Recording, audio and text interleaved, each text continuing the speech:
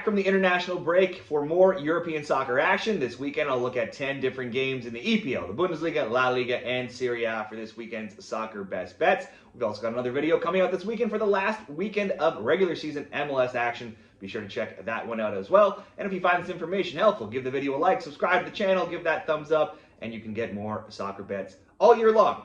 So let's start it off with Brighton and Newcastle in the EPL. Both teams, 2-3-2, 9 points in the table.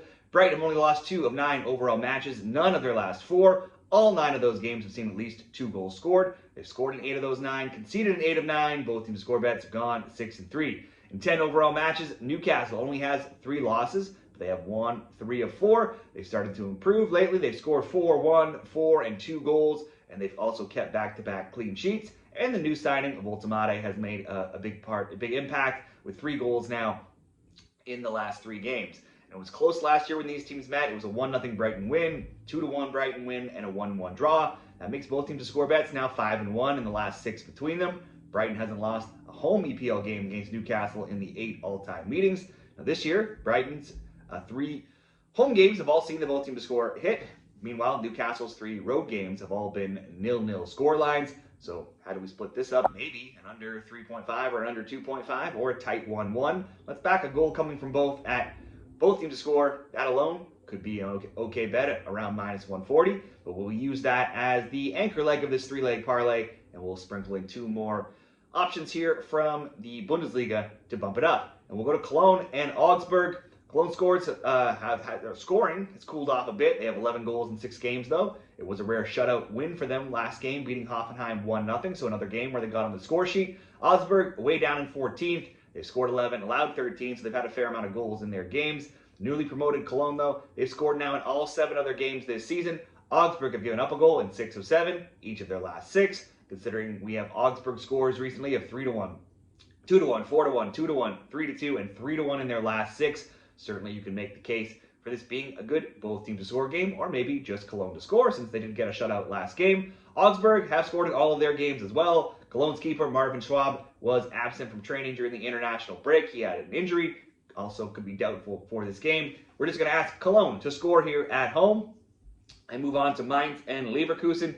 16th Mainz have only scored 5 while allowing 10. They've not kept a clean sheet in any game in the league so far. In all competitions across 10 games, they have only 2, but both versus lower level teams in the Pokal.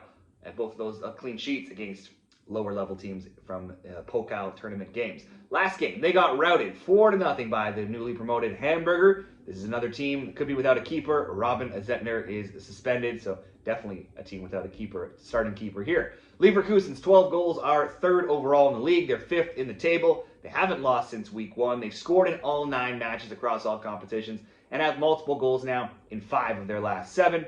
Schick, Tella, Terrier could all return from injury. I'm simply going to ask Leverkusen to score here, but you'd think they should be favored to get the win as well.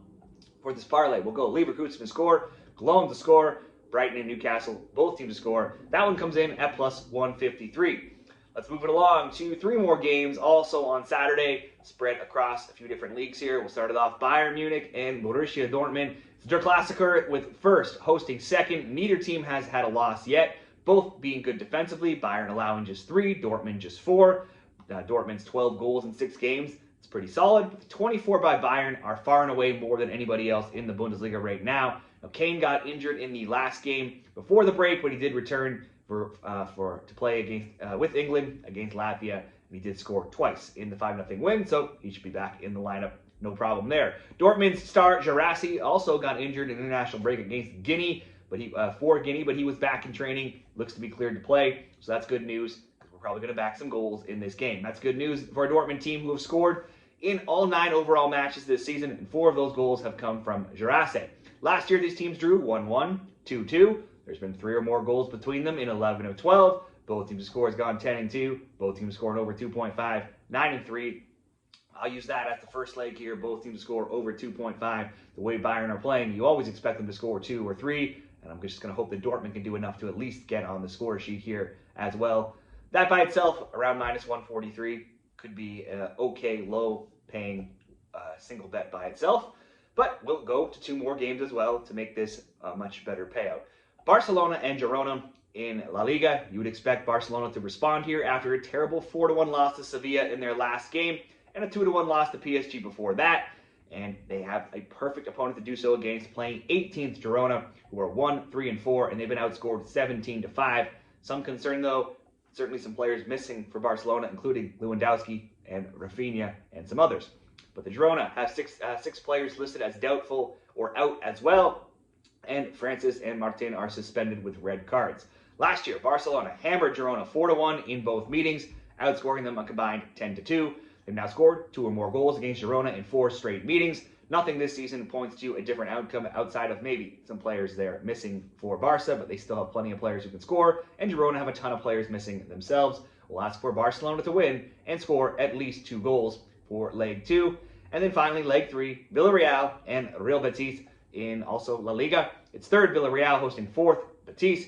Both have given up 8 goals, Villarreal scoring 14, Betis 13. Last year, both won 2-1 on the road, so recent scores have now been 2-1, 2-1, 3-2, 2-1, and 1-1. This season, both have seen 2 or more goals in 7 of 8 matches. I think we can see 2 at least here, and maybe 1 from each. Villarreal have scored in 5 straight games. Betis are undefeated in 6 overall matches. They have won 3 straight, and they have scored 2 or 3 goals now in 6 games in a row as well.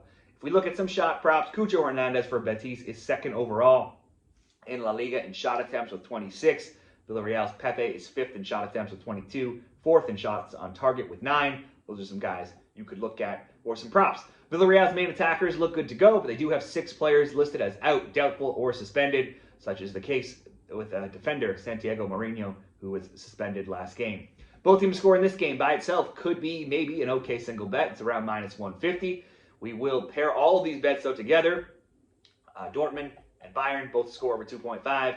Villarreal, Betis, both to score. Barcelona to win and score over 1.5. We're sort of going to go swinging for the fences here. That's almost at 3-1 odds. We got plus 269. But certainly, you could drop any one of these 3 options and just do a 2-teamer if you wanted to go safer. And you'd still get some plus money there as well. But we're going to make this one a bigger swing for the fences play. Let's move into Sunday. 2 games here, Liverpool and Manchester United. Seconds hosting 10th in this rivalry that saw Liverpool win 3-0 at Old Trafford and the teams draw 2-2 at Anfield last year. The season prior, the scores were 2-2 and 4-3, so this rivalry has been seeing some goals. Liverpool haven't lost at home to Man U in nearly a decade, but they are not in the best form right now. Man U, again, off to a poor start in the season, just like last year. They're always a hard team to trust. They've alternated, though, wins and losses in their last 6. Last winning 2-0 over Sunderland. All 3 of those wins have come at home, and 2 of the 3 wins they've had this year have been against 2 promoted teams, 1 against the Chelsea team that was playing down a man for most of the game. But if there's any time to get at Liverpool, now might be the time. Coming off the international break, they're in poor form, having lost 3 straight games now across all competitions. The Reds have scored in 10 of 11, but they've given up goals now in 9 of 11, and also in each of their last 6. It's not hard to expect Liverpool to score 1 or 2, very possible, but with their down form, plenty of players capable of scoring on the Man U side here, Sesko and Buemo, Cunha. I'm going to hope that Man U can at least do their part as well and get on the score sheet. We'll ask for the both teams to score in Liverpool, Man U, and pair it up with one more, both teams to score. It's Freiburg and Frankfurt over in Germany. This could be a good one between the 8th place Freiburg, 7th Frankfurt. Last year, there were 9 goals combined in their 2 meetings. Frankfurt winning 4-1 and 3-1.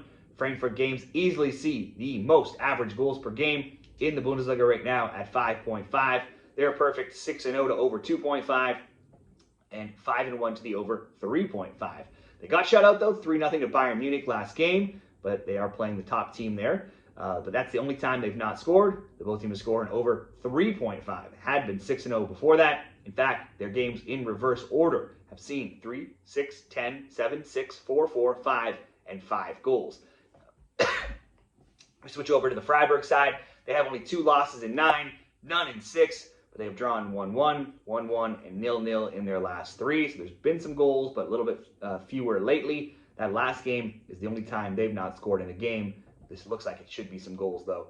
We'll go both teams to score. Freiburg, Frankfurt, paired with Liverpool, Man U, to be plus 133 odds. Now let's look at 2 more games in Italy in Serie A, one on Saturday, one on Sunday. Pisa and Verona is on Saturday. These are two of the three relegation-ranked teams right now. They're meeting here. Neither have won a game through 6 rounds. On one hand, you could maybe say there could be some goals in this game, as Verona have given up 9 in 6 games, Pisa 10 in 6 games. Not strong defensive teams, but then where are those goals going to come from? Because Verona have only scored 2 and Pisa have only scored 3. Now one is 5-1 to under 2.5. Verona and Pisa 4-2. Pisa's last game, little skewed, could have been another under, where they did lose 4-0, but they were down a man for most of that game and got routed 4-0. Go back further into last season, Verona has cashed under 2.5 tickets now in 14 of 16 Serie A games. Both of these teams have 5 players listed as on the injured list, and Pisa's Toure also suspended from last game. I'm going to go for the under 3.5 for leg 1, and then roll it into Sunday's Atalanta and Lazio match. Compared to the rest of Serie A, the 2.8 and 2.7 goals per game for Lazio and Atalanta. Overall goals ranked pretty high, and goals per game only behind 3 other teams. It's not that high compared to some other leagues like the German league, but both have hit double digits in goals, with 11 for Atalanta and 10 for Lazio. Lazio 4-2 to over 1.5. Atalanta a perfect 6-0. Lazio come in off a 3-0 win and then a 3-3 draw. Atalanta 3-4-1 overall in all matches, only losing and only failing to score against PSG in the Champions League. For shots, Adeus Nikola Kristovic is 5th in shot attempts with 18. He's got 2 goals. Could be a player prop for Atalanta.